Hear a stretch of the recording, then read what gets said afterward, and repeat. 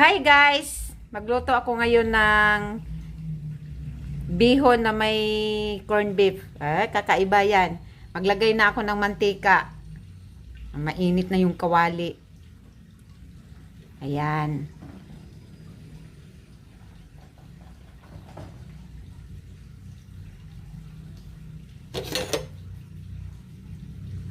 Maggisa na ako ng bawang.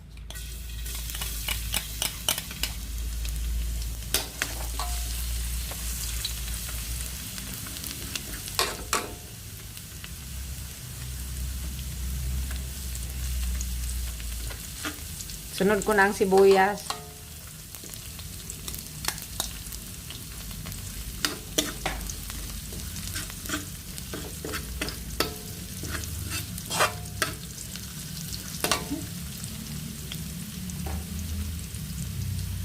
Sunod ko na ang carrots. Inuna ko ang carrots kasi matagal maluto yan eh.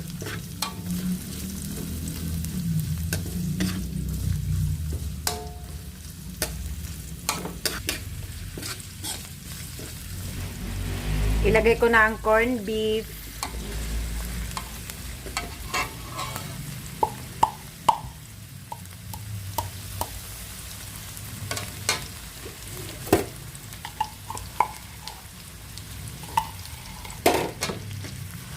Yan.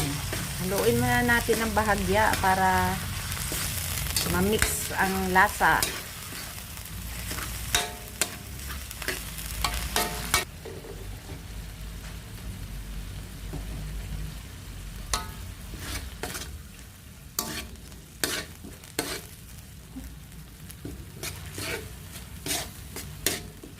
Tapos lagyan ko na siya ng tubig. Kasi natuyo na yung yung corned beef.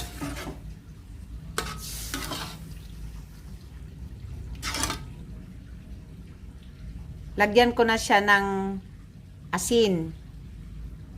Konti lang.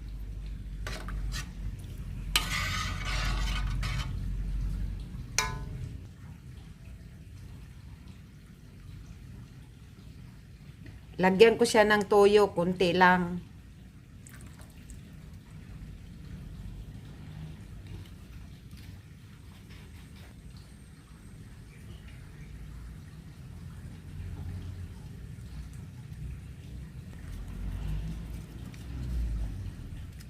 Tapos ilagay ko na yung beef cubes. Yan ang yan ang magpapasarap sa lahat. Yan, lagay ko na.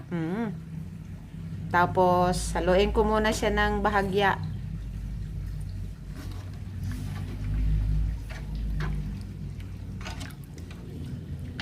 Tapos, hintayin kong kumulo para ilagay na yung ibang sangkap.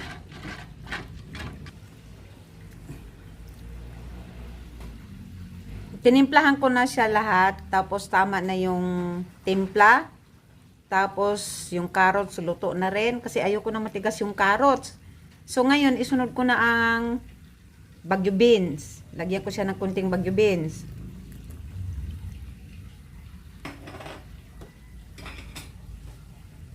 Ilagay ko na rin ang repolyo.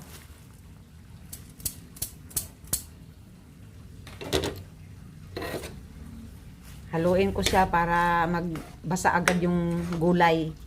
Para bago ilagay ang bihon, luto na ang gulay.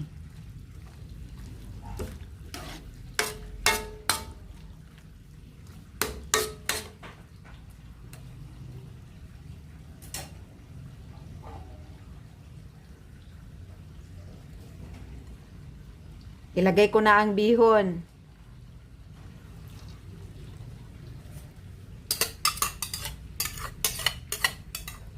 Yung bihon, ang ginawa ko dyan, pagkatapos ko siyang binasa, kasi basain naman natin talaga ang bihon pag nagluto tayo ng bihon. Tapos nilagyan ko na siya ng kunting toyo. Kaya napula-pula na yan. Ayan, o diba? Ang sarap nito, grabe. Corned beef lang halo mo, meron ka ng bihon. Haluin natin ng maigi hanggang mabasa yung bihon.